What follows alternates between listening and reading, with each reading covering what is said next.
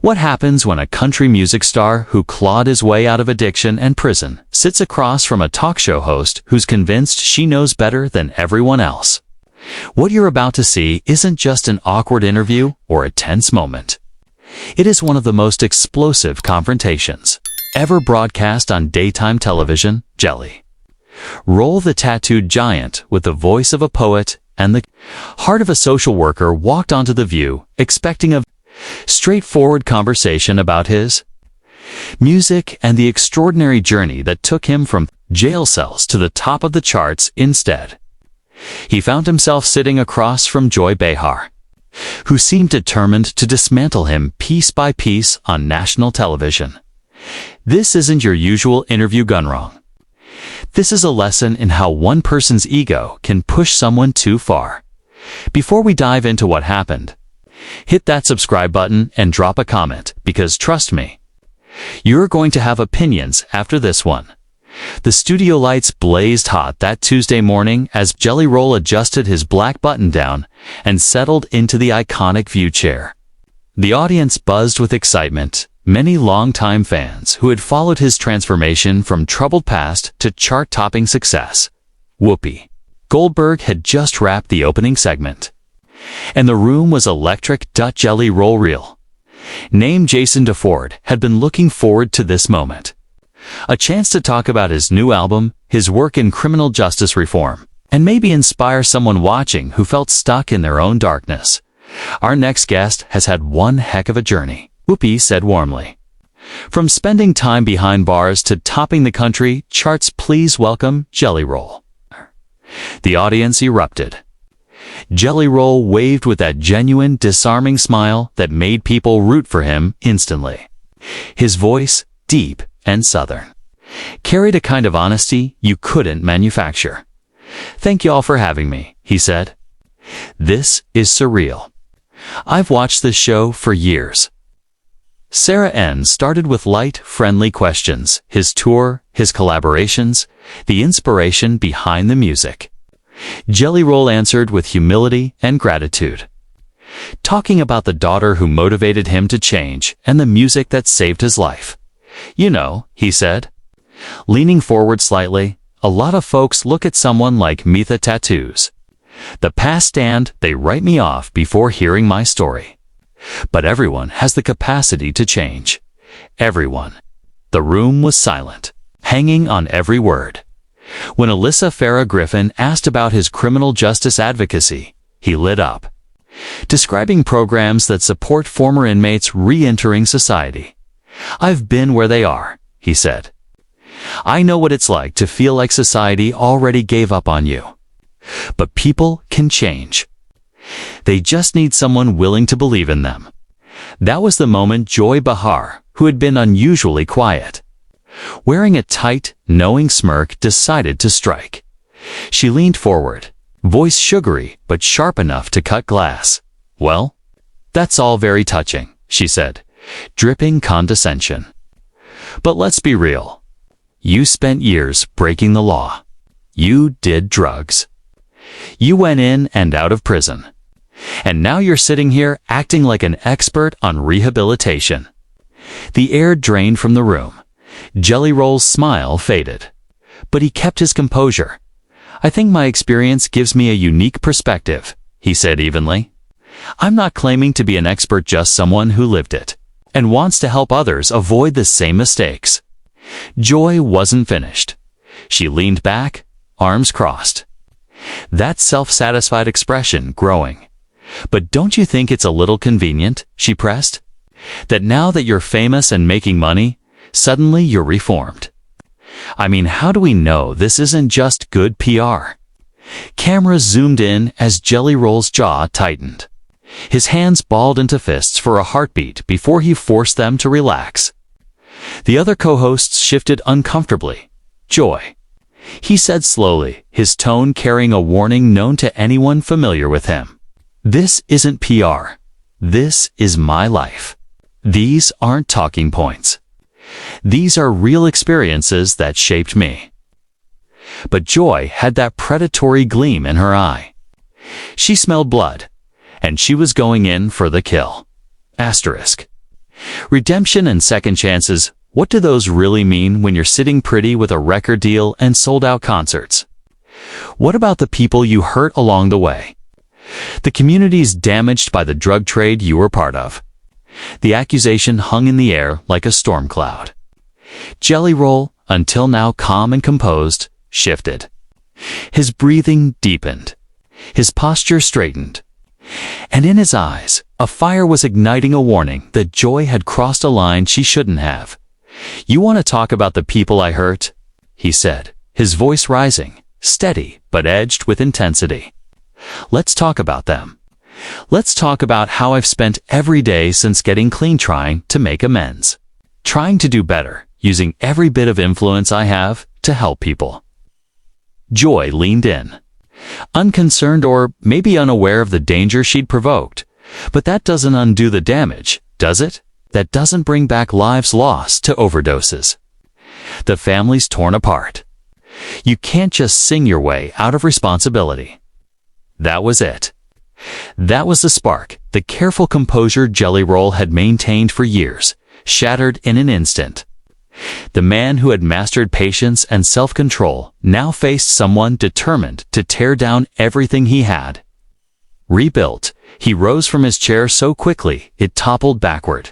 At 6 feet tall, he towered over the desk, voice booming across the studio. "Are you kidding me right now?" He roared, southern drawl, thick with emotion. "You think I don't carry that weight every single day? You think I don't know exactly what I've done? Who I've hurt? Lady, you have no idea what you're talking about." The audience gasped. Camera swiveled to capture every angle, while producers scrambled in the control room, debating whether to cut to commercial. Whoopi looked stunned. Sarah covered her mouth. Alyssa froze. Joy, however, seemed almost satisfied, smug. As if provoking exactly this reaction had been her plan all along. "There it is," she said, gesturing toward him. "The real you. Beneath all the redemption talk. Still the same angry criminal, just with better clothes." The studio fell silent. Jelly Roll's heavy breathing filled the room. Fury, disbelief, and something darker flickered across his face. When he spoke again, his voice dropped into a low, menacing growl that carried more weight than his shouting. "You want to see the real me?" he said, planting his hands firmly on the desk. "The real me spent 3 years in county jail thinking about every person I hurt, every family I damaged, every life I touched with my mistakes. The real me has nightmares about kids who overdosed on drugs I sold. The real me goes to funerals of people I grew up with who didn't make it out like I did." Joy tried to interrupt.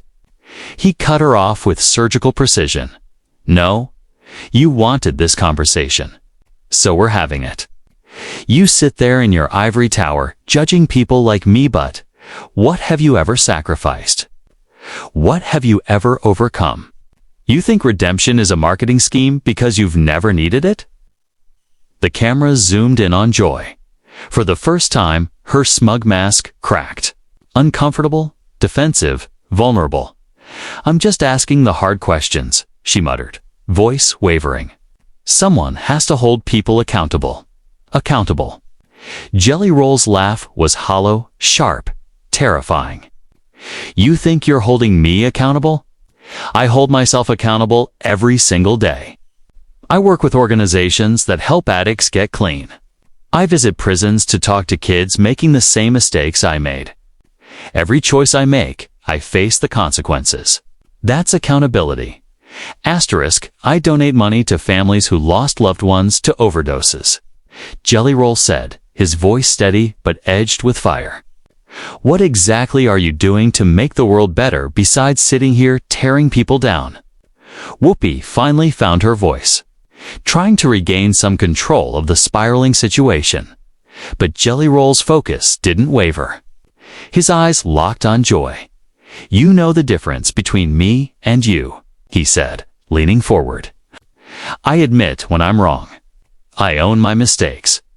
You sit here every day pretending you're morally superior. but the truth. You're just a bully with a microphone. Joy's face flushed, not with embarrassment, but anger. How dare you call me a bully? I'm a journalist asking legitimate questions about Jelly Roll. Cut her off. His voice rising to a roar that echoed across the studio. About what? About how someone who made mistakes can't possibly change. About how anyone with a criminal past should just shut up and disappear. That's not asking questions. That's pushing an agenda. And that agenda. Making people feel bad about themselves so you can feel better about yourself. The other hosts exchanged nervous glances, caught between intervening and letting the confrontation unfold. The audience sat in stunned silence, captivated by the raw intensity crackling across the studio. I've interviewed thousands of people, Joy shot back, her voice rising, defensive and sharp. But even she sounded rattled under the weight of Jelly Roll's words. I donate money to families who lost loved ones to overdoses, Jelly Roll said, his voice low but loaded with intensity. I visit prisons, mentor kids, work with organizations that help addicts get clean. What exactly are you doing to make the world better besides sitting here tearing people down? Whoopi finally found her voice, trying to regain control. But Jelly Roll's gaze never left Joy. You want to know the difference between me and you? He asked, leaning forward. I admit when I'm wrong. I own my mistakes. You sit here every day, pretending to be morally superior. But the truth? You're just a bully with a microphone. Joy's face flushed not with embarrassment, but anger. How dare you call me a bully? I'm a journalist asking legitimate questions about Jelly Roll. Cut her off, his voice rising into a roar that shook the studio. About what? About how someone with a past can't possibly change. About how anyone who's made mistakes should just disappear. That's not asking questions. That's pushing an agenda. An agenda that makes others feel small so you can feel big. The other hosts glanced nervously at each other, unsure whether to intervene. The audience was silent, caught in the raw intensity crackling between them. I know how to separate genuine rehabilitation from convenient storytelling. Joy fired back. That last comment. Jelly Roll's jaw tightened. That hit me like a punch. His face shifted through hurt, anger, and then something almost like pity. He lowered his voice, and it carried a weight that made the studio lean in. What I really am, he said deliberately, is a father who wants his daughter to be proud of him. What I really am is someone who's seen rock bottom and climbs out of it every day. What I really am is a human being who made terrible choices and is spending the rest of his life making amends. He paused, letting the words hang. And what you are, Joy, he continued, eyes locked on her, is someone who gets paid to tear people down on television. Someone who thinks cruelty equals cleverness. Someone who has never had to fight for anything real, so you have no idea what true change looks like. Joy opened her mouth to respond, but Jelly Roll raised a hand. I'm not done. Let's talk about accountabilitors. How many people have you discouraged from seeking help by convincing them society will never accept them? How many second chances have you destroyed with cynicism? How many families have you divided by claiming people can't change? Her face betrayed it. Joy's confident mask was cracking. You think you're clever, he said. Now quieter, but no less intense. You think you're exposing a fraud, but all you're showing is who you really are. Someone who tears others down because building anything yourself is too hard. Sarah Haynes tried to intervene, but neither Jelly Roll nor Joy acknowledged her. This was no longer a television segment. It was a clash of philosophies, a battle of life experiences. I stand by everything I've said, Joy said, her voice shaky. People have a right to be skeptical of convenient transformations. Jelly Roll shook his head slowly, sadness creeping into his gaze. You know what's tragic? he said. You had the chance to have a real conversation about addiction, about criminal justice reform, about how people rebuild their lives. Instead, you chose cruelty just for entertainment. Joy straightened defensively. Don't lecture me about entertainment. This is journalism. Tough questions that others won't ask. Jelly Roll laughed, but it was bitter, empty. Tough questions. Let me ask you some real tough questions. When was the last time you admitted you were wrong? When was the last time you showed compassion for someone who made mistakes? When was the last time you used your platform to help someone instead of tearing them down? Her mouth opened and closed. No words came. That's what I thought, he said, gaining momentum again. You can dish it out, but you can't take it. You attack someone else's character all day, but the moment someone questions yours, suddenly it's unfair. He turned briefly to Whoopi. I appreciate what you're trying to do, but this needed to be said. I came here to talk about music, redemption, maybe inspire someone. Instead, I walked into an ambush. Someone decided before I even sat down that I was a fraud. He returned his gaze to Joy, voice low, cutting. You had a chance to be part of something positive today. You could have asked about the programs I support, the kids I mentor, the real work being done to change lives. Instead, you chose to be a bully. I am not a bully, she protested. For what? He erupted. For getting clean. For turning my life around. For helping people avoid the mistakes I made. What exactly am I being held accountable for here besides having a past that makes you uncomfortable? The studio was electric. Camera operators frantically captured audience reactions, hands over mouths, eyes wide. Producers debated whether this was a disaster or the most compelling television ever. You're being held accountable. Jelly Roll continued, his voice rising with controlled fury. For profiting off a redemption narrative while real people are still suffering the consequences of your cynicism. Asterisk's Joy shot back, finally finding her voice again. Profiting. Jelly Roll's voice cracked with emotion. You think I'm profiting from this? Every dollar I make from my music, every opportunity I get, comes with the weight of knowing I have to earn it every single day. You think I don't know there are families out there who lost someone to drugs I sold? You think I sleep easy at night because I have a record deal now? He leaned over the desk, face inches from Joy's, voice raw with pain. I give away more money than most people make in a year to organizations that help addicts. I spend my free time visiting prisons, talking to kids who remind me of myself at that age. I use every platform I have to tell people they can change their lives if they're willing to do the work. Every platform, every microphone, I earned it. And what do you want to hear about?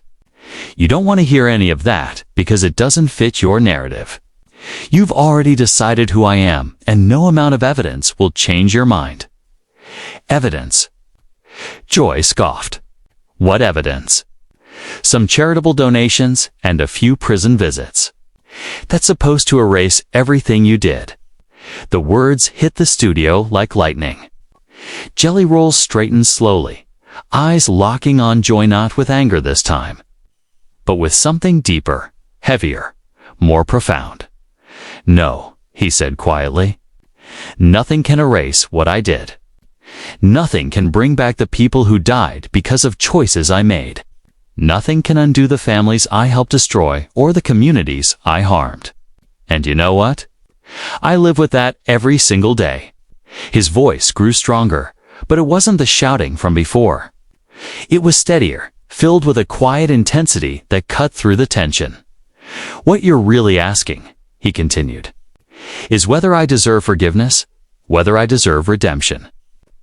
Whether someone like me should be allowed to move forward. I don't know if I deserve it. That's not for me to decide. But I do know I'll spend every day of the rest of my life trying to earn it. Joy opened her mouth, but Jelly Roll raised a hand. Judge me if you must, he said, voice firm. Judge me by what I do from here on out. By the lives I help save, by the kids I guide away from the path I once walked, by the families I help rebuild.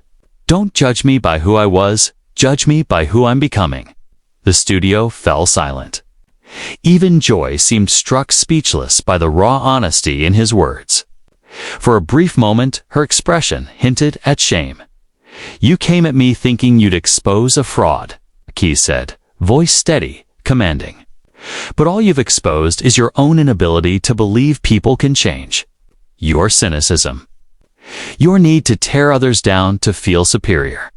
He straightened his shirt, turning to the camera. "To anyone watching who's struggling with addiction, who's made mistakes you think you can't come back from, who's been told by people like her that you'll never be more than your worst moment, I want you to know something. You can change. It won't be easy. It won't happen overnight, but you can change. Don't let anyone tell you otherwise." Joy made one last attempt. "I think you're being overly dramatic," Jelly Roll cut her off. "You attacked my character, my motives, my redemption, and my right to speak about my experiences. You tried to tear me down on national television for your own entertainment. And when I defended myself, when I showed what real accountability looks like, you call me dramatic." He shook his head, disgust etched on his face. "Joy, you're exactly the kind of person who makes it harder for people to get help. You're the one keeping families divided, communities broken. You're the problem, not me."